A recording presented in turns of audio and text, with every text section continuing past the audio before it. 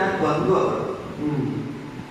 ಆ ಬದುಕಿನ ದ್ವಂದ್ವಗಳಲ್ಲಿ ತೀರ್ಮಾನವನ್ನು ತೆಗೆದುಕೊಳ್ಳುವಂತಹ ಶಕ್ತಿ ಇರುವಂಥದ್ದು ಮನಸ್ಸಿನ ಒಳಗೆ ಇರುವಂತಹ ಆ ಬುದ್ಧಿ.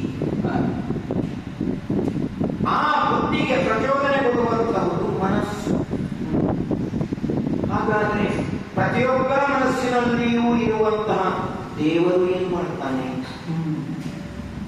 ದೇವರು ಸಾಕ್ಷೀಭೂತವಾಗಿ ಎಲ್ಲವನ್ನೂ ನೋಡುತ್ತಾ ಇರುತ್ತಾನೆ. ಆದರೆ ಆ ಮನಸ್ಸಿಗೆ ಸತ್ಯ, ನೀತಿ, ನ್ಯಾಯ, ಧರ್ಮದ ಸ್ಪಂದನೆಯನ್ನು ಅವನು ಕೊಡುತ್ತಾ ಇರುತ್ತಾನೆ. ತೀರ್ಮಾನ ಬುದ್ಧಿಯಲ್ಲಿ, ಬುದ್ಧಿ ಇವನ ಅಂಕೆಯಲ್ಲಿ ಇರುವಂತ. ಧರ್ಮರಾಯನಿಗೆ ಬುದ್ಧಿ ಇಲ್ವೋ? ಹೇಳಿಕೊಡಬೇಕು.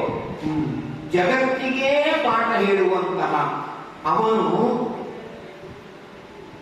ಕೌರವನ ನಡೆಯನ್ನು ನೋಡಿ ಹೇಗೆ ತೀರ್ಮಾನ ತೆಗೆದುಕೊಳ್ಳಬೇಕು ಎಂಬುದರ ಬಗ್ಗೆ ಗೊಂದಲ ಉಂಟು ಅಂತಾದರೆ ನಾವಿನ್ನು ಯಾರನ್ನು ಪ್ರಶ್ನಿಸೋಲ್ಲ.